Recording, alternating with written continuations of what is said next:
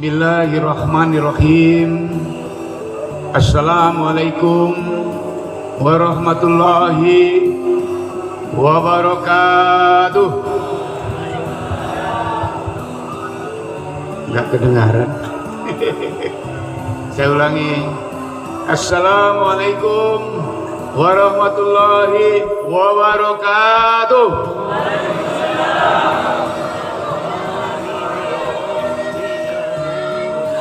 Masya Allah. Terima kasih. Alhamdulillah. Alhamdulillahirabbil alamin. Wassalatu wassalamu ala asyrafil anbiya wal mursalin wa ala alihi wa sahbihi ajma'in. Amma ba'du. Puji dan syukur patut kita panjatkan kehadirat Allah SWT. Malam hari ini kita semua yang hadir di tempat Pondok Pesantren An-Nur yang berkah barokah, Masya Allah, telah diberikan rahmat dan karena Allah insya Allah semua dalam keadaan beriman, Islam, sehat walafiat. Semoga salawat dan salam selalu tercurahkan kepada junjungan kita Nabi Muhammad Sallallahu Alaihi Wasallam yang sama-sama kita cintai, kita muliakan guru kita Bapak Kiai Haji Abdul Wahid selaku pimpinan Pondok Pesantren An-Nur beserta keluarga besarnya dan para santri yang hadir di sini. Kami merasa berterima kasih kepada Pak Kiai telah diundang datang ke tempat yang indah ini, Masya Allah. Kalau Pak Kiai nggak ngundang kami nggak sampai di sini. Allahu Akbar. Saya pun tidak sendirian Pak Kiai, Masya Allah. Saya ingin memperkenalkan juga ini teman-teman saya, ada 5 dengan saya, jadi 4 orang lagi. Silakan ke depan Pak Edi Cahyo. Nah, bisa dekat Pak Kiai di situ. Beliau ini Jenderal TNI Angkatan Laut, ya. Pangkatnya bintang 2, ya. Laksamana Muda Edi Cahyo. Selanjutnya dari Angkatan Darat juga ada, ya. Brigadir Jenderal TNI Angkatan Darat Kun Priyabodo, Masya Allah, ya. Ini mau-maunya pakai pakaian begini nih, purnawirawan. Allahu Akbar. Dan Angkatan Udara pun ada, ya. Kolonel TNI Angkatan Udara Bambang Suhardiman. Allahu Akbar. Kemudian kami juga membawa satu guru kita, Ustadz Muhammad Sulhan. Oh lagi nih, dari belakang, Masya Allah. Yang saya muliakan Bapak Kiai Haji Ubaidillah Akhror dari Temboro, Pondok Pesantren Al-Fatah beserta rombongan. Yang saya hormati juga, yang saya muliakan Bapak Kiai Haji Halimi dari Besuki. Selamat datang juga jauh-jauh dari Besuki, Masya Allah. Saudara Pak, alhamdulillah, saudara Bapak banyak sekali. Tadi saya ketemu Bapak, saudaranya yang di alhamdulillah. Kemudian tidak kalah pentingnya di sini para habaib, wabil khusus Habib Abu Bakar. Masya Allah, para guru-guru kita, para kiai yang saya belum kenal satu persatu sehingga tidak bisa saya sebutkan, tapi tidak mengurangi rasa hormat, ya. Hormat kami kepada para guru-guru kita, para kiai dan hadirin sekalian yang dimuliakan Allah. Di sini juga ada Kapolres tapi diwakili Kapolsek Pak Iswahyudi. Mungkin juga ada Pak Camat kali ya, atau Pak Dan Ramil, dan anggota kita banyak di luar, Masya Allah. Alhamdulillah malam hari ini kami merasa betah, berbahagia, gembira bisa bertemu dengan jamaah ya, khususnya sekeliling pondok pesantren An-Nur. Masya Allah, saya diminta untuk bicara maulid. Wah, ini porsi saya nanti saya serahkan Pak Guspet.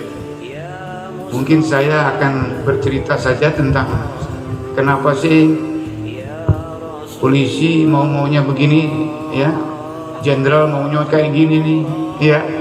Saya kira mereka pasti ingin tahu nih ya. Allahu Akbar. Ini memang sudah menjadi ketetapan Allah, saya kira ya. Semua yang terjadi di dunia ini adalah ya kehendak Allah SWT ya, insyaallah. Bapak yang hadir di depan kami ini dan ibu-ibu yang di belakang, masalah hidup ini tidak lama. Allah Maha Kuasa. Kami manusia ini tidak punya kekuasaan apa-apa. Allah Maha menghidupkan. Kami ini dihidupkan oleh Allah. Nanti juga ya Allah Maha mematikan.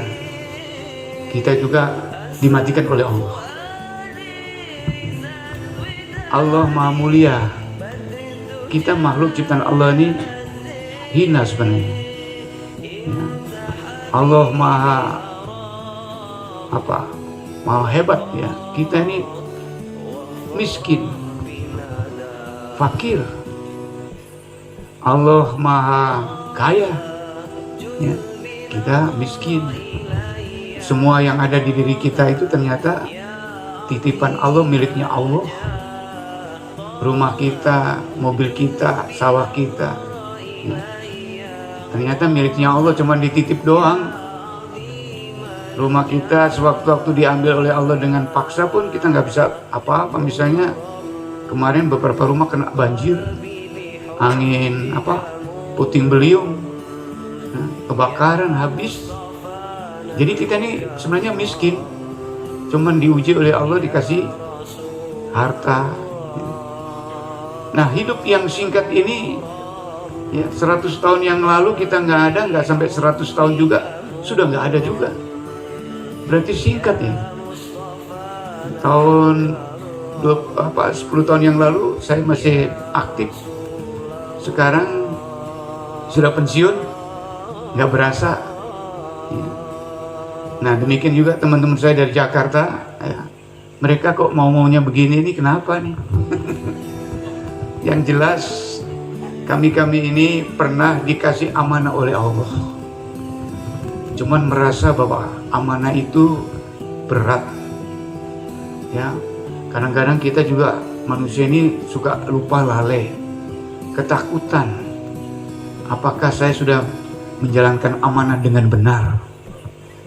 Sehingga kami ini betul-betul ya, mantan pejabat ini, mantan umaro yang sudah sadar. Kita ketawa ya, memang betul ya. Nah, hidup yang singkat ini masalah, penuh masalah ya. Orang kaya juga masalah. Ada yang bilang ingin bahagia harus kaya dulu, ternyata korun kaya bermasalah. Ada yang bilang ingin bahagia harus punya pangkat, jabatan, kekuasaan, bisa nangkap orang. Ya, Fir'aun dikasih kekuasaan, dibinasakan oleh Allah. Di dalam Al-Quran dijelaskan oleh Allah, ada satu kaum namanya kaum Madian ya. Kaum Madian ini mengatakan kalau ingin bahagia, hidupkan perekonomian, perdagangan. Ekonomi maju, perdagangan baju, dipakai maksiat. Yang mau beriman kepada Allah dibinasakan. Ada yang bilang kalau ingin bahagia, buat pertanian, hidupkan pertanian ya.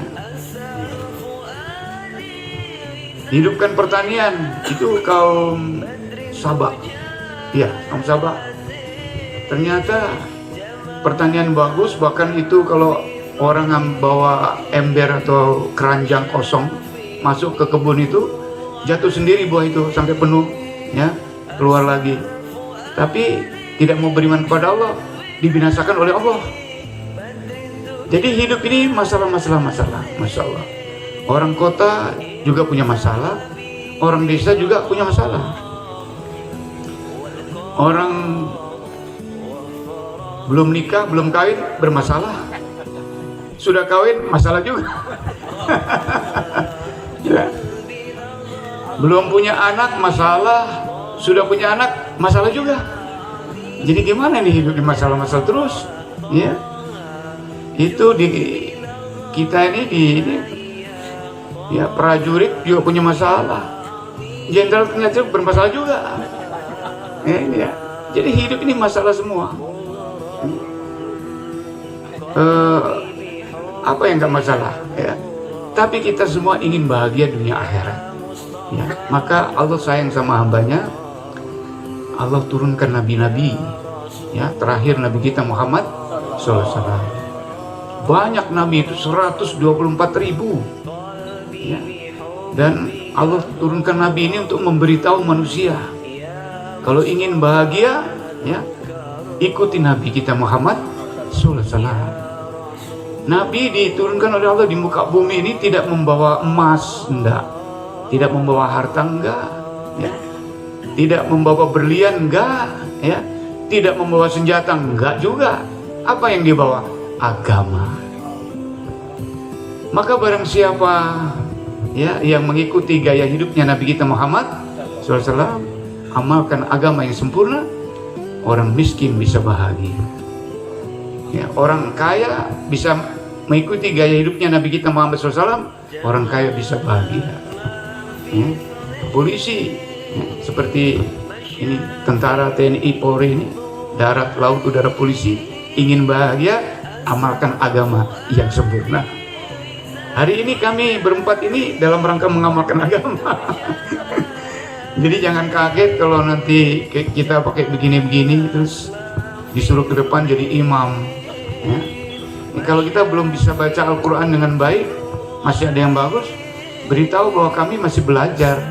Baju ini itu sunnah, ya.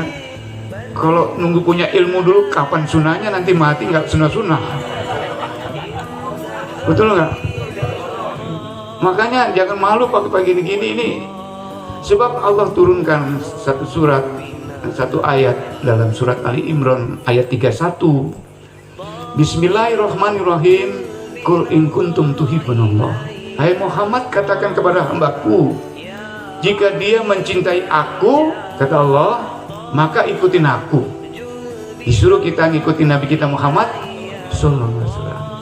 Lalu Allah lanjutkan lagi, maka aku akan mencintainya dan aku akan menghapuskan dosa-dosanya.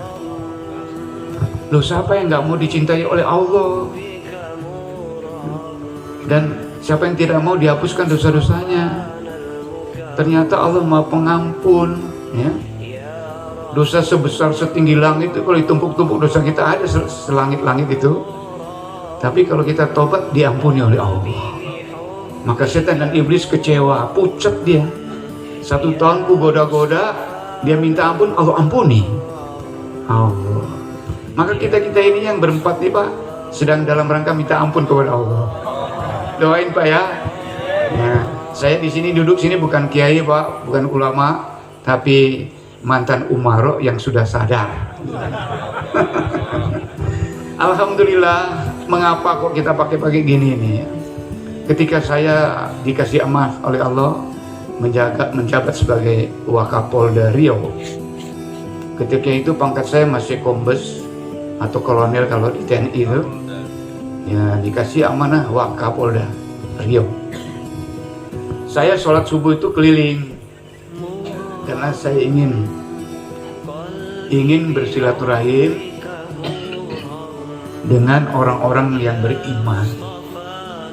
Kata ulama, ya, orang beriman itu pantun kalau mau ketemu pada saat subuh itu. Oh gitu ya Pak ya, iya. Kalau mau ketemu orang Islam harus sholat Jumat. Iya juga ya, orang Islam hari Jumat tuh banyak tuh. Tapi orang beriman katanya subuh. Nah, waktu saya jabat Wakapolda itu saya sholat keliling terus, ketemu orang-orang beriman. Mudah-mudahan saya ikut beriman gitu kan. Ternyata alhamdulillah Pak, ya ketemu dengan orang-orang beriman, masya Allah. Ya, ada yang begini, tapi hati mereka mulia. Nah, saya melihat anak buah saya waktu itu di kepolisian jarang juga yang sholat bener-bener sholat begitu, kadang-kadang lewat masbuk gitu kan. Saya nanya sama staf dari Intel, kira-kira nih pejabat saya semua nih bagaimana sholatnya begitu, sebab nanti saya akan ditanya oleh Allah. Kata Allah, hei Anton Bahrul Alam, kamu saya kasih pangkat kolonel kombes doh, ya tugasmu apa untuk aku, kata Allah. Sementara aku perintahkan sholat, yang sholat kamu sendirian. Apa gunanya pangkatmu itu kan? Terpikir dalam benak saya, pasti saya ditanya ini dengan pangkat amanah ini. Akhirnya saya setiap subuh itu saya datengin pejabat-pejabat utama saya, ya, baik itu direktur, para kepala biro, terutama yang nggak pernah ke masjid. Datang enak-enak aja, nggak usah dimarah-marah. Begitu masuk siap gerak, gitu kan? Saya bilang besok subuh nih saya mau keliling, nggak ada temen, mau nggak nemenin saya? Siap, mau. Jadi kalau jadi pejabat itu ngajak orang taat kepada Allah enak, nggak perlu marah-marah. Ini yang masih pejabat nih Pak Iswayudi, Iswayudi nih. Jangan sampai pangkat jabatan itu nggak dipakai untuk ngajak orang sholat. Apalagi polisi yang di luar itu, ya, itu kalau dia pakaian dinas datang kepada pemuda-pemuda lagi main gaple kan, dia datang senyum-senyum, assalamualaikum, waalaikumsalam. Sudah ada, saya nggak punya teman, temani saya dong sholat. Mau pasti itu. Maka jangan sampai nggak digunakan pangkatmu itu. Ya, kita ini ternyata nanti dihisap itu. Nah maka, masya Allah, akhirnya subuh itu orang yang nggak pernah sholat ikut saya. Saya bikin 3 bulan dan begitu saya. Karena kalau cuma sehari 2 hari, besok juga nggak sholat lagi tuh. Ya 4-5 orang tuh yang jarang sholat katanya nggak pernah ke masjid. Nah, selama 3 bulan dan begitu saya setiap subuh. Nah suatu saat sudah 3 bulan, jalan 4 bulan lah, saya tinggal duluan. Lalu siangnya saya ketemu, wah minta maaf tadi saya tinggal. Lalu kamu sholat di mana? Akhirnya kita sholat berjamaah Pak di masjid ini. Alhamdulillah. Besok-besok lagi kita cek lagi, sudah ke masjid. Alhamdulillah. Ya. Begitu kalau jadi pejabat. Ini mana ada Pak Camat, Pak Bupati, ya, siapa lagi, para Kapolres, ya, para Kapolda, manfaatkan itu jabatan itu. Sebab sayang orang yang menjabat ini dikasih kewenangan di dunia itu sedang diuji sebenarnya. Suatu saat saya berkunjung ke salah satu provinsi, ketemu gubernur. Saya tidak sebut nama gubernurnya masih muda. Begitu saya datang tuh tangan saya dicium, padahal gubernur itu, ya. Tapi dia curhat sama saya, Pak Anton, saya itu kok mimpi terus, mimpinya itu aja. Mimpi apa sih Pak Gubernur?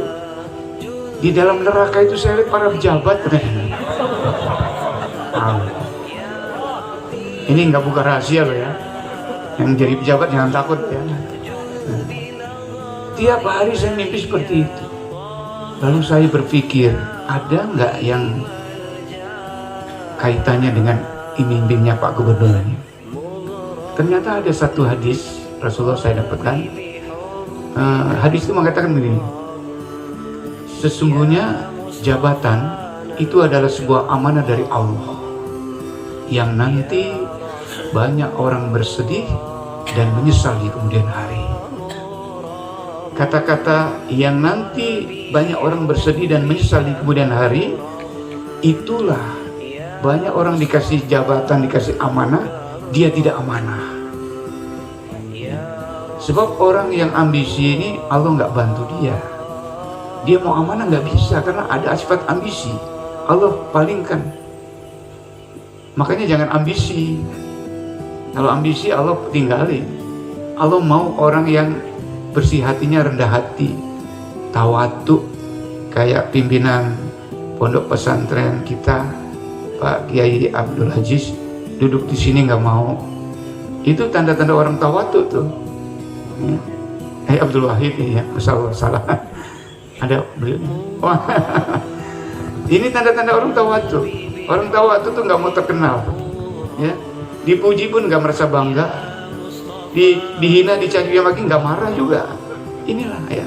Kalau sudah sampai ke situ masalah, kita mesti belajar sama guru kita. Insya Allah. Nah kemudian akhirnya saya kirimlah 3 anggota kita. Karena jamaah itu waktu dulu saya nggak tahu itu jamaah tabligh, cuman jamaah saja. Ada 8-10 orang, mereka habis sholat subuh langsung kumpul begini. Lalu satu mimpin. Lalu saya ini habis subuh mau pulang tapi nggak enak, soalnya jabatan Wakapolda. Kalau pergi dibilang ini apa nih Wakapolda, masa nggak hormat sama apa jamaah kan gitu. Duduk takut materinya keseret-seret begitu. Ya betul ya Pak Wahyudi. Kalau ada pengajian takut ya. Banyak yang takut ya. Selamat datang Pak Danramil. Takut nggak Pak Danramil? Tidak. Ya, alhamdulillah ya. Dulu kita masih mengerti-ngerti apa ini aliran teroris, apa aliran sesat begitu loh. Nah, karena kan kita masih asing. Jadi yang benar itu sudah lama hilang. Begitu yang benar datang, aneh. Nah akhirnya apa? Saya kirim 3 anggota intel. Kan saya punya anggota intelijen. Saya bilang kamu pakaian ulama, ya, pakai putih-putih seperti mereka, gabung. Ya, jangan bilang dari intel. Ya, bilang mau cari ilmu. 3 hari ikut dia. 3 hari kemudian laporan ke saya. Laporannya begini, Pak, ini jamaah ini bagus katanya. Tidak ada yang menyimpang. Semua dia itu amalkan apa yang dilakukan Nabi kita Muhammad. Di situ belajar cara makannya Nabi bersama sahabat, ya, cara tidurnya Nabi dengan sahabat itu bagaimana, diajarin semua Pak. Oh, gitu ya. Kemudian kalau mau pakai sepatu bagaimana, diajarin semua. Cara tidurnya Nabi bagaimana, diajarin. Cara masuk WC bagaimana, diajarin semua ya.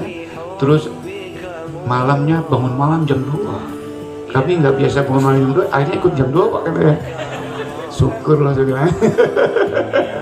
Nah, akhirnya apa? Ikutlah tahajud. Pertama sholat itu dulu, tobat katanya. Habis tobat kan sudah bersih Pak, udah bersih dosa. Nah baru tahajud. Habis tahajud tasbih, nanti tasbih. Kemudian hajat, karena kita punya hajat katanya. Oh begitu, iya. Nah nanti habis sholat subuh itu ada majelis ilmu. Wih, hebat. Itu menghadiri majelis ilmu itu kalau orang tahu pahalanya, saya bilang. Kebetulan saya lagi belajar juga agama itu ya. Itu kalau orang tahu itu toko-toko itu ditutup, orang ingin duduk seperti ini. Katakanlah ini majelis ilmu, memang majelis ilmu. Bapak ini kalau tahu ditunjukkan pahalanya, ya, yang jadi presiden tuh nggak mau jadi presiden, pengen duduk di sini. Bener. Makanya saya kalau setiap hari dengar ada majelis ilmu cepat ke sana, pahalanya besar banget. Ya coba begitu dia dari rumah, dihapus dosanya, ya, diangkat derajatnya tiap langkah. Kalau kecelakaan mati, sakit. Inilah taman-taman surganya Allah di dunia. Makanya tempat ini berkah nih Pak Kiai. Nah, di sini malaikat banyak, kalau Bapak dilihat, Masya Allah nggak mau pulang. Pengen terus dengar ilmu, Masya Allah ya. Nah saya tidak percaya lagi, walaupun mereka bilang bagus, namanya komandan kan, tidak langsung percaya dari satu sumber, maka saya kirim lagi 3 orang, diam-diam tanpa sepengetahuan 3 orang yang pertama. Check and cross check. Bahasa Inggrisnya check and cross check. Bener nggak laporan yang pertama yang kedua? 3 hari sama, ya, waktunya berbeda. Datang laporan lagi, tidak selesai. Saya lihat, nggak ada yang menyimpang, semua sama. Mereka bilang ini bukan aliran Pak, katanya. Ini mah yang diajarkan umum-umum itu cuma diterapkan, diamalkan. Oh gitu ya. Cobalah, akhirnya karena semuanya sama, terus saya lihat anggota yang 3 itu dulu jarang sholat, kok sekarang rajin sholat ya. Curiga, saya ikutlah. Nah, akhirnya saya coba ikut sendiri. Pas kebetulan itu saya dapat amanah baru, ya, dilantik sebagai Kapolda Kalsel di Kalimantan Selatan, di Banjarmasin. Hari pertama dilantik, hari kedua saya ikut 3 hari kurut. Orang belum tahu mana Kapolda Kalsel. Ya, pakai begini, ikut sunahnya diajarin mereka. Ya. Kemudian jam 5 sore itu ada program Jaula namanya. Ya, program Jaula ini ngetuk-ngetuk pintu. Maksudnya memberitahu, mengajak mereka bahwa undang mereka nanti maghrib isya itu ada pengajian. Nah, ini yang dilakukan Nabi kita Muhammad SAW ketika beliau, ya, di Taif. Di Taif itu kan keluarga Nabi semua itu, ada kurang lebih 78 rumah kalau tidak salah, diketuk oleh Nabi. Nah, ini dijalankan oleh jamaah ini, tuk dari pintu ke pintu itu. Memang Nabi dulu diusir-usir. Jadi jangan kaget jamaah tabligh itu kalau diusir-usir itu, ya. Ternyata saya pun begitu diajak sama ini, dalil ini namanya dalil itu orang tempatnya yang tahu wilayah itu, diarahkan ke tempat satu rumah, ya, nggak tahu ternyata itu rumahnya polisi. Tapi saya nggak dikasih tahu, ya. Begitu ketok, wah bener itu, yang keluar tuh nggak pakai baju, telanjang itu, cuma pakai celana doang, pakai celana panjang, marah-marah. Apa-apaan ini, bentuk-bentuk pintu, ini jam istirahat kok bentuk-bentuk pintu, nggak punya adab loh. Masya Allah, saya betul gini ya. Saya belum tahu kalau itu polisi, ya. Sebab dalil nggak ngasih tahu bahwa itu rumahnya polisi. Wah, anda benar juga itu dalil itu. Saya ditipu juga akhirnya. Akhirnya saya dimarah anggota, coba. Kapolda dimarah anggota Pak Ismayudi, ya. Hati-hati anak buah tuh, ya. Tapi ya saya nggak apa-apa, karena ujian, karena Nabi pun begitu. Jadi kalau ada yang marah-marah, itu sebagian daripada kelengkapan sun, berarti dakwanya matang. Kalau dakwah nggak ada tantangan itu mah bukan dakwah, itu mau pesiar jalan-jalan, ya. Harus korban, kayak Nabi itu korban harta, korban waktu, korban tenaga, korban perasaan. Ya, habis keluar itu jauh lah, pulanglah ke masjid kan, persiapan maghrib. Sebelum adzan tahu ada orang yang lari-lari, ya. Terus langsung cium tangan saya, minta maaf, Pak, saya minta maaf, saya anggota Bapak, katanya. Masya Allah.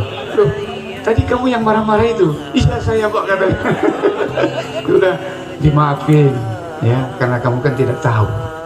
Cuman sekali-sekali ini, sekali jangan marah orang-orang, ya, orang-orang umum. Kita kan pejabat, polisi itu kan pejabat, harus arif, bijak. Ya, dalam kondisi apapun orang datang tuh terima. Tamu itu yang datang membawa rahmat Allah. Ini tamunya bukan tamu biasa-biasa, tamunya Allah. Coba, tamu yang datang itu membawa 1000 rahmat, 1000 berkah. Ini cerita mengenai tamu, ya, Masya Allah. Suatu saat ada satu sahabat Rasulullah, ya, istrinya ngadu kepada Nabi, wahai Rasulullah, suamiku itu kalau pulang pasti bawa tamu, aku capek, pokoknya ngadu lah. Aku dibikin capek, tetap siapin ini, nggak ada pembantu dan sebagainya. Oh gitulah kata Nabi. Ya. Rasulullah SAW mengatakan, baik panggil suamimu. Dipanggillah suaminya itu.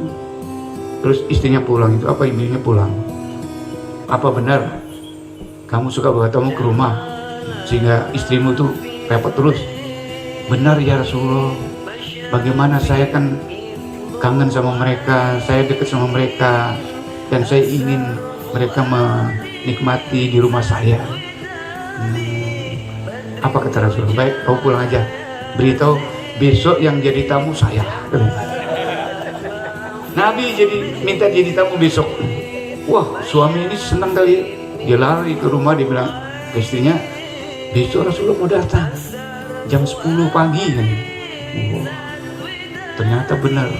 Karena Nabi yang mau datang, wah, makan apa aja disiapin. Ya, kayak tadi kita datang tuh disiapin Pak Kiai. Wah, kira-kira kayak gitulah. Nah, udah makan semua kan. Nabi semua dihikmat lah. Nabi bisik-bisik sama suami itu tadi ya, suami ibu-ibu itu, sahabatnya. Aku nih mau pulang sekarang. Beritahu istrimu jangan ikut ngantar keluar. Tapi dia suruh ngintip dari jendela.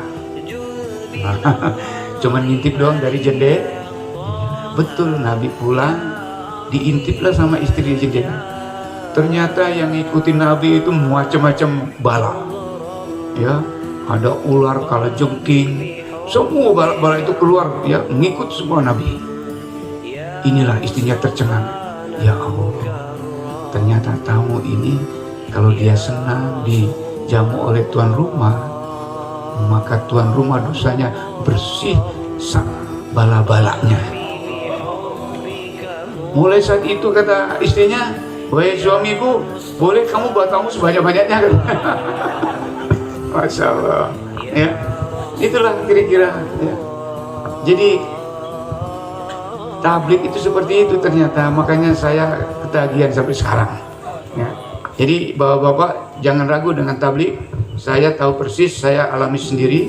Saya juga pernah curiga dan sebagainya. Ya.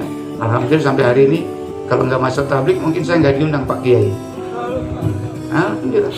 Ini kita masih ada lagi jenderal yang banyak sudah sadar. Ya.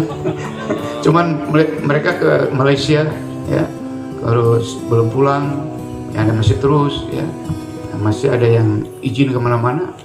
Biasanya saya bawa rombongan banyak karena ini tempatnya jauh ya, dan mereka pada tidak ada. Alhamdulillah ada perwakilan 4 orang lengkap, polisinya ada, udaranya ada, lautnya, darat. Nah itulah sedikit kargo jari katanya. Kargo jari cerita ya. Nanti materi maulud itu kita serahkan Pak Kiai, insyaallah. Saya kira itu mudah-mudahan manfaat, lebih dan kurangnya mohon dimaafkan. Ya. Sekali lagi saya minta maaf, yang baik-baiknya semua itu dari Allah. Ya. Kami manusia lemah, tidak punya apa-apa, banyak dosa. Ya. Terus minta ampun sama Allah. Mudah-mudahan kita semua diampuni oleh Allah. Subhanallah wa hamdi, subhanakallahumma wa bihamdika, asyhadu an la ilaha illa anta, astaghfiruka wa atubu ilaik. Assalamualaikum warahmatullahi wabarakatuh.